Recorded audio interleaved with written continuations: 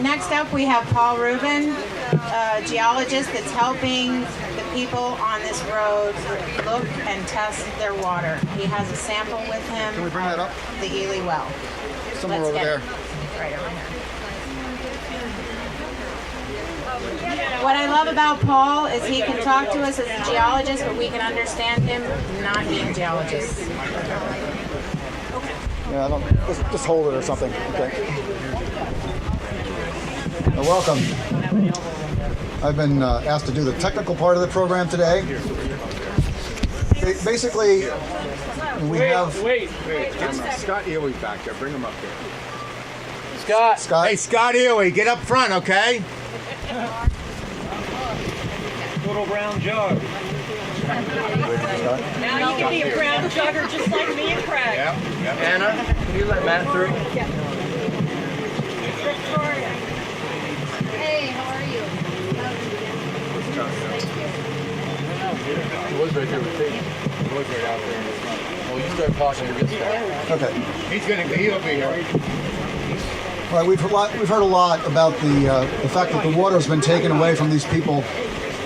But in order to have a good case for the Pennsylvania Department of Environmental Protection or Cabot, they have to actually have data that supports it. So they've taken away the water, and I'm going to do a bit of a technical discussion of it, but I want people here to understand, not only the people here, but the people who are opposing this water being redistributed, as to what the real situation is. And I'm going to go into some of the science and some of the real numbers, and at the end of this, I think you'll all agree that these water deliveries should be continued. So my name is Paul Rubin. I'm a hydrogeologist, president of HydroQuest. That's an environmental consulting firm. I'm here to discuss my hydrologic concerns relating to the water supply of residents of the Carter Road area. First, let's dispel with a question as to whether or not groundwater between gas wells and homeowner wells has become and remains contaminated. It has and will continue to be. Worse yet, it is likely that the contaminant level will rise slowly to a peak and then subside slowly over decades or centuries. Groundwater flow rates in bedrock aquifers can be either very rapid or very slow, depending on available pathways.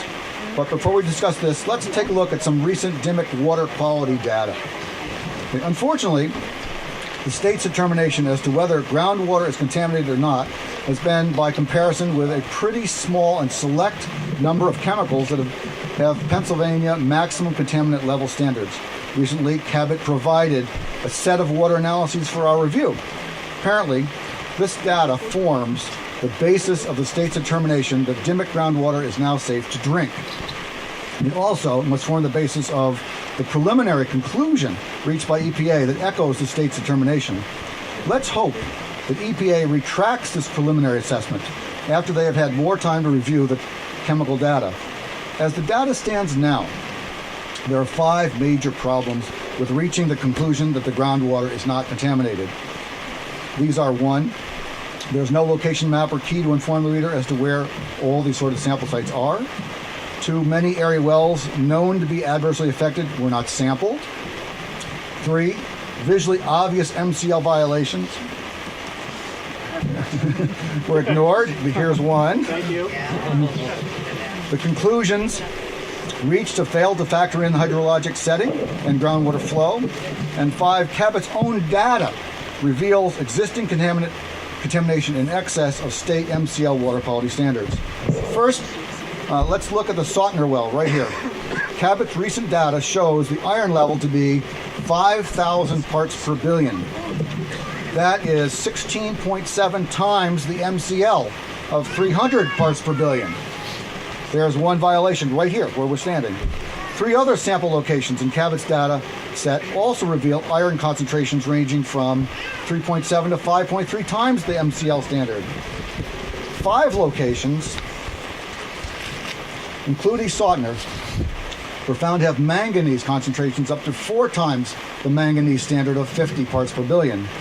Importantly, this is rather interesting, Cabot had 2 sets of water samples analyzed for certain chemical parameters, including metals, complete with 2 sets of data findings. One set was analyzed for total metals. This is exactly how the water flows from the tap, just as the Sautners drank it in the past. The second sample set was filtered through a very small 0.45 micron filter membrane to remove some of the metals. This did reduce metal concentrations below the MCL standard in some of the wells, but 3 still failed state MCL standards for manganese. Pennsylvania State Code does not call for unnatural filtration of water before reporting the results. This is not realistic and certainly does not reflect the natural unfiltered groundwater residents enjoyed for years before gas drilling operations began.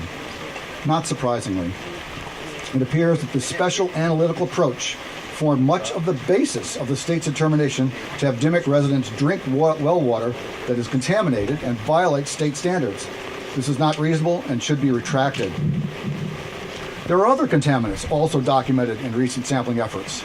For example, Cabot's recent sampling of unfiltered Sautner well water, right here, detected 10 parts per billion of lead, twice the MCL standard of 5 milligrams per liter.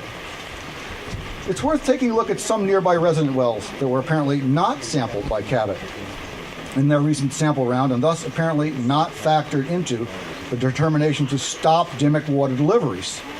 Recent sampling was conducted on November 22nd for the firm of Napoleon Byrne and Associates. The Carter well was found to have lead and manganese levels in these samples at levels of 5 and 2.6 times state MCL standards. These are all obvious violations of Pennsylvania State Code.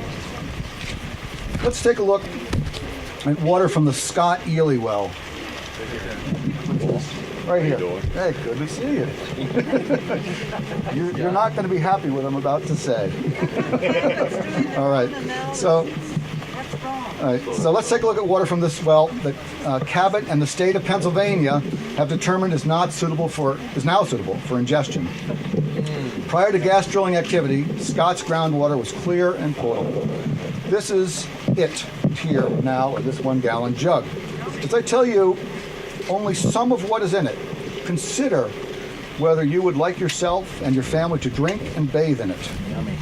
This water sample was found to have lead and manganese at 5.8 and 10 times the state MCL levels, and arsenic at 15 times the state MCL limit.